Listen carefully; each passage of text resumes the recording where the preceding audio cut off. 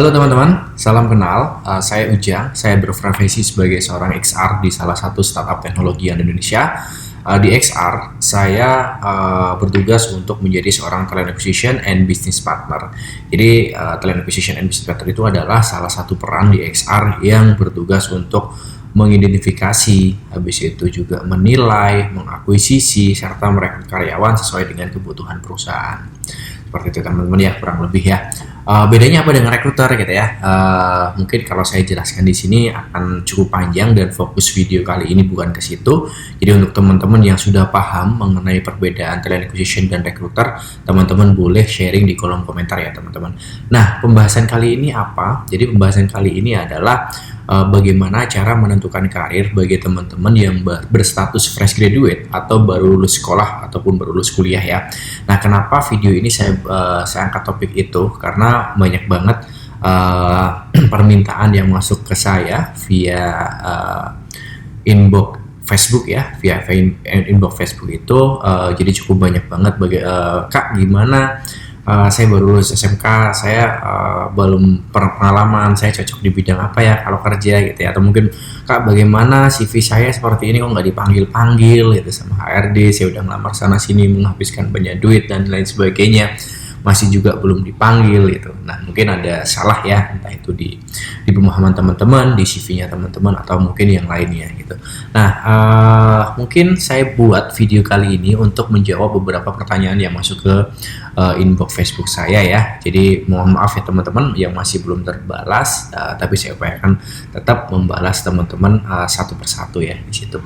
Nah, masuk ke topik bagaimana cara untuk menentukan karir bagi teman-teman yang fresh graduate gitu ya. Teman-teman nggak tahu saya harus kemana gitu ya teman-teman, cocok kerja di bidang apa dan lain sebagainya seperti itu. Nah, yang pertama tuh teman-teman harus tahu dulu ya, teman-teman punya karakter seperti apa, teman-teman tuh punya skill seperti apa gitu ya, teman-teman tuh harus tahu itu gitu. Jadi kenapa hal itu menjadi dasar teman-teman ya, karena dengan teman-teman tahu itu, teman-teman akan lebih mudah ya memahami ya, saya tuh cocok kerja di mana gitu, saya tuh cocok untuk melakukan apa gitu ya. Atau mungkin teman-teman yang baru lulus SMK misalnya mau masuk kuliah gitu ya, ragu-ragu, saya takut salah jurusan misalnya, ini juga bisa diterapin sih teman-teman sebenarnya gitu.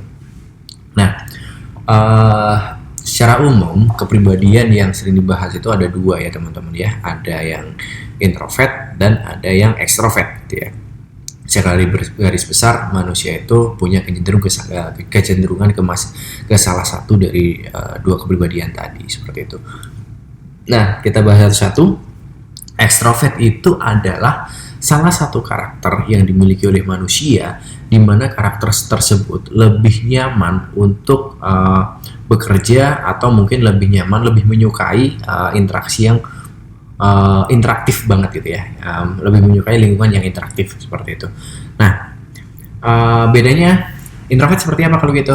Introvert adalah sebaliknya ya, introvert itu tidak terlalu menyukai lingkungan yang interaktif gitu. Jadi kalau ekstrovert tuh lebih suka untuk misalnya berkomunikasi dengan orang banyak, misalnya dia lebih suka akan hal-hal baru, misalnya dia juga lebih suka misalnya ketemu orang baru, ketemu teman, nongkrong bareng gitu ya, lebih suka seperti itu. Kalau introvert itu akan sangat menguras energi jika dilakukan gitu. Jadi orang-orang introvert itu biasanya menghindari gitu ya, menghindari interaksi dengan orang banyak, menghindari hal-hal baru gitu ya, dan lain sebagainya. Bukan berarti ya orang introvert itu tidak bisa melakukan interaksi dengan orang banyak, bisa banget gitu ya, tapi memang orang introvert akan menghabiskan banyak energi untuk melakukan itu, dan orang introvert akan lebih susah untuk beradaptasi di lingkungan tersebut, kurang lebih seperti itu teman-teman. Nah, hubungannya apa dengan kecocokan pekerjaan gitu ya. Nah, jadi dengan mengetahui teman-teman ada di mana, teman-teman tahu nih gitu ya, karena di beberapa bidang pekerjaan itu memang cenderung membutuhkan orang dengan kepribadian tertentu misalnya. Nah, contoh misalnya saya orang ekstrovert tuh cocok untuk kerja di mana misalnya. Kita kembalikan ke pengertiannya dulu. pengertian ekstrovert adalah orang yang suka menyukai lingkungan yang interaktif gitu misalnya. Nah, berarti pekerjaan apa yang dituntut untuk interaktif? Mungkin yang paling familiar misalnya sales.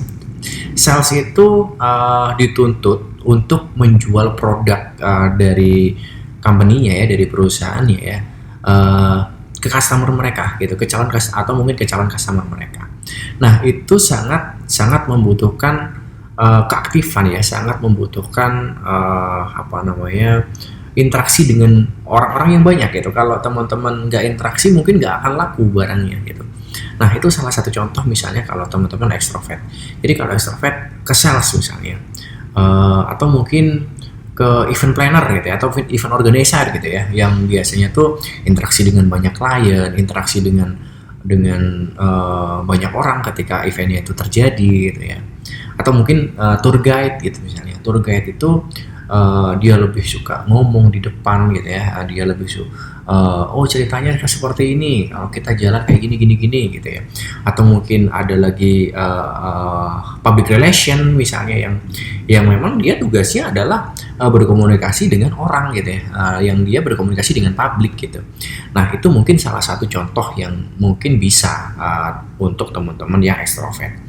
Kalau introvert gimana gitu ya? Orang introvert, sekali lagi teman-teman, ekstrovert dan introvert ini bisa melakukan semuanya gitu. Tapi memang mereka ketika introvert mengerjakan pekerjaan yang itu sebenarnya membutuhkan kepribadian ekstrovert, itu membutuhkan energi yang banyak, membutuhkan tingkat stres yang tinggi gitu. Jadi lebih capek dan lebih stres gitu. Nah, seperti itu ya. Jadi dua-duanya sebenarnya bisa. Oke, saya kembalikan. Nah, kalau introvert, pekerjaannya cocok apa misalnya? Yang nggak butuh banyak interaksi sosial. Kan semuanya butuh interaksi sosial ya benar juga gitu. Tapi ada beberapa pekerjaan tuh yang minim interaksi sosial misalnya. Contohnya apa gitu? Contohnya adalah saya seorang introvert. Saya menjadi tukang jahit misalnya. Tukang jahit itu kan fokus ke jahitan gitu ya. Interaksi ya ada memang, tapi porsi dia kebanyakan itu mengerjakan pekerjaannya daripada berinteraksi sosial gitu. Yang kedua, misalnya saya seorang introvert gitu ya. Apalagi yang cocok gitu ya dari seorang introvert? Banyak ya, misalnya desain grafis gitu ya.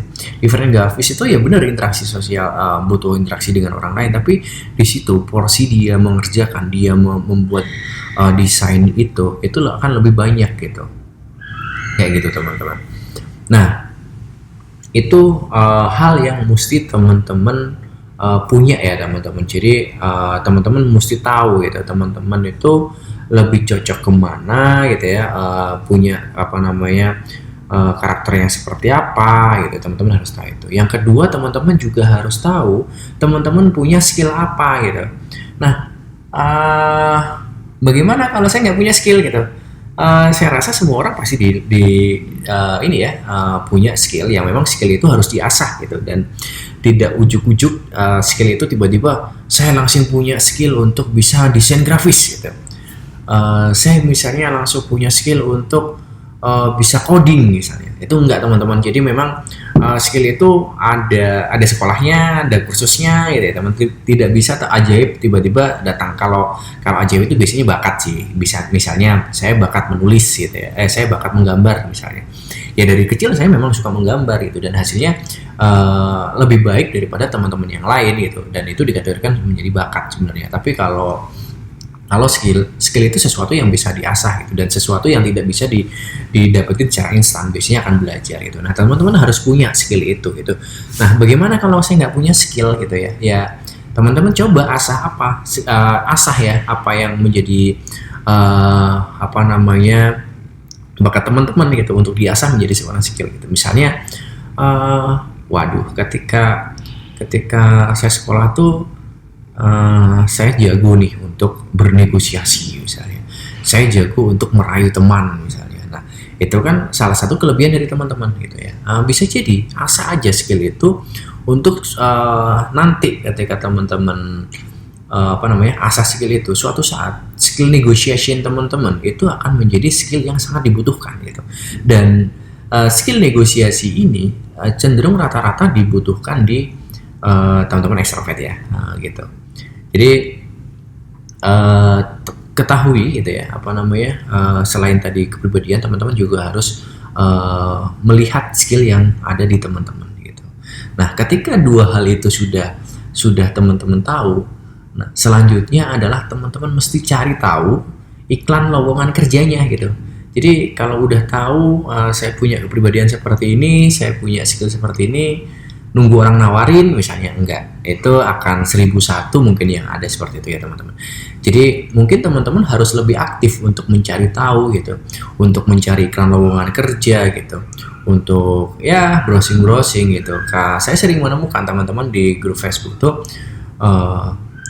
mohon info lowongan kerja, saya tinggal di sini, yang bisa PP, kalau bisa gajinya sekian ya. Nah itu menurut saya tidak akan ada orang yang seorang HRD mungkin yang akan merespon itu dan ayo kerja di aku punya ini, kamu ini. Ya tentunya akan susah ya, kecuali teman-teman punya skill yang tinggi, mungkin teman-teman punya pengalaman yang bagus, mungkin udah tidak diragukan lagi gitu ya. Saya sering banget sih sebenarnya menawarkan pekerjaan ke orang yang sudah punya pengalaman, dan saya juga sering menawarkan memang ya, Mas ayo kerja di tempat saya gitu. Saya rasa saya butuh ini, kebetulan saya mencari orang seperti Mas gitu. Nah mau nggak Mas bergabung di saya, tapi nanti lamar dulu ya, saya buat flow untuk nanti bisa Mas ikutin ya di proses rekrutmen ya gitu. Nah itu pun saya nawarin ke orang lain, itu pun saya juga masih tetap saya wawancara gitu, tetap saya interview gitu, tetap saya mungkin tes gitu, mungkin tetap saya di user tetap interview gitu. Nah pasti terakhir juga masih tetap ada negosiasi gitu. Nah jangan sampai sih teman-teman, menurut saya itu menulis misalnya teman-teman malas untuk mencari tahu gitu, teman-teman terima matang itu, jangan sampai sih gitu. Karena apalagi untuk teman-teman yang fresh grade ya, karena saingan teman-teman fresh grade itu cukup banyak banget gitu. Nah kalau teman-teman hanya menunggu, ya akan kalah dengan orang yang akan mencari gitu, yang akan jemput bola gitu. Nah di sini saya sarankan untuk teman-teman lebih aktif mencari lowongan kerja gitu. Lowongan kerja itu di era sekarang itu sudah tidak terbatas hanya di media-media tertentu ya teman-teman ya. Teman-teman tuh bisa mengakses di media sosial ya, semuanya bisa pakai gadget. Di media sosial seperti Facebook misalnya, seperti Instagram misalnya, atau mungkin yang paling populer di perkaryawanan ada di LinkedIn gitu ya, yang teman-teman mungkin yang nggak tahu apa itu LinkedIn, nanti cari tahu. Kalau memang nanti saya perlu bahas di sini bagaimana cara membuat profile LinkedIn yang menarik juga, nanti silakan tulis komentar ya teman-teman, akan saya bahas. Nah terus teman-teman juga bisa melihat di job portal misalnya yang paling populer misalnya kayak Jobstreet, Caliber, Tag in Asia dan lain sebagainya gitu ya, Top Career dan sebagainya. Teman-teman bisa cari di situ gitu ya. Banyak sih teman-teman juga bisa tanya ke rekan teman-teman yang sudah bekerja di company lain gitu ya, company yang sudah ada gitu. Teman-teman bisa bertanya ke mereka gitu. Nah informasi ini tidak terbatas, makanya teman-teman juga harus lebih aktif untuk mencari tahu ya, harus lebih aktif untuk jemput bola, harus aktif gitu. Oh sekarang ada iklan apa nih hari ini di lowongan kerja, kalau bisa memang subscribe aja di email itu, kasih langganan gitu. Setiap hari misalnya teman-teman pasang akun di Jobstreet misalnya, di Jobstreet itu ada yang fitur langganan gitu, teman-teman jadi tiap hari akan dikirim oleh Jobstreet, itu fiturnya Jobstreet, dan akan melihat tiap hari ada pembaharuan di email gitu. Oh hari ini ada yang baru nih gitu, cocok nggak dengan saya nih? Oh cocok, apply tes gitu ya. Tinggal gitu semuanya teman-teman. Itu yang kedua, jadi jangan malas untuk mencari informasi ya teman-teman. Nah yang ketiga, kalau nggak ada lowongan kerja yang sesuai gitu, harus gimana gitu? Apakah saya harus pasrah nunggu ada yang pasang iklan lowongan kerja sesuai dengan skill dan kualifikasi, atau mungkin dengan kepribadian saya, atau seperti apa gitu? Nah poin di sini yang paling penting teman-teman. Saya sarankan teman-teman untuk bisa mengambil semua kesempatan yang hadir gitu, karena bisa jadi ya teman-teman, karir teman-teman itu tak terduga ke depannya gitu. teman-teman merasa aku nggak cocok deh di sales gitu ya, aku misalnya nggak cocok deh di bidang misalnya di bidang apa gitu ya, teman-teman merasa nggak cocok di situ. Nah, tapi bisa jadi hal itu menjadi batu loncatan buat teman-teman untuk meraih karirnya teman-teman gitu. Jadi menurut saya ketika nggak ada iklan atau lowongan kerja yang sesuai dengan yang diharapkan teman-teman bisa terbuka pikirannya, jangan terlalu idealis gitu ya teman-teman. Kalau misalnya kalau saya nggak menjadi seorang HRD atau XR, saya nggak mau kerja gitu. Jangan seperti itu teman-teman, karena dengan teman-teman seperti itu teman-teman akan buang-buang waktu gitu. Teman-teman akan menunggu sesuatu yang belum tentu itu teman-teman akan dapatin gitu di kesempatan saat itu gitu. Jadi saran saya, ambillah kesempatan yang ada gitu. Kalau sekarang nggak ada XR misalnya, kalau sekarang nggak ada misalnya bidang apa gitu yang teman-teman tahu gitu ya, ya udah saya lamar aja seadanya gitu.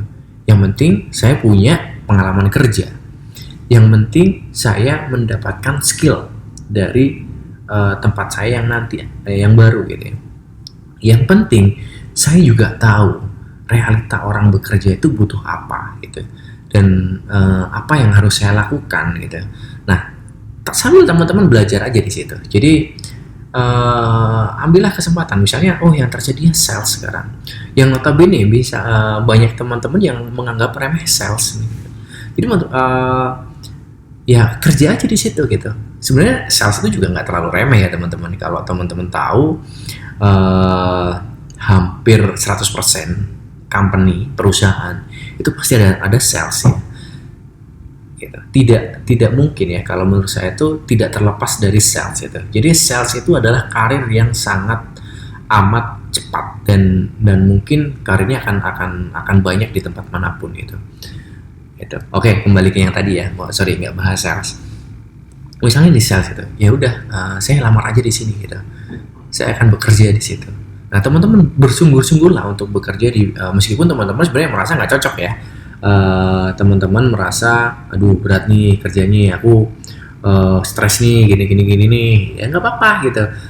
Dijalanin aja, tapi jangan juga singkat jalanin. Biasanya ada tuh yang lamar cuma sebulan terus berhenti, 3 bulan terus berhenti, 6 bulan terus berhenti. Ya menurut saya nggak akan merubah apapun kalau teman-teman hanya sebulan, 3 bulan, 6 bulan gitu. Better ya misalnya teman-teman minimal setahun lah gitu, 2 tahun better gitu ya.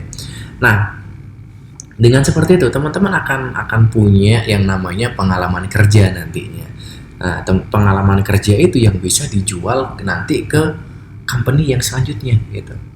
Jadi anggaplah posisi yang sekarang teman-teman lamar dan nggak sesuai itu adalah batu loncatan sebelum teman-teman masuk ke tujuan teman-teman sendiri, kayak gitu.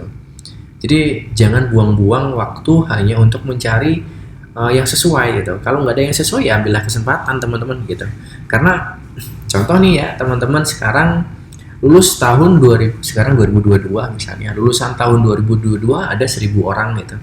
Nah, karena teman-teman idealis, teman-teman saya kalau nggak misalnya menjadi seorang accounting misalnya, saya nggak kerja gitu.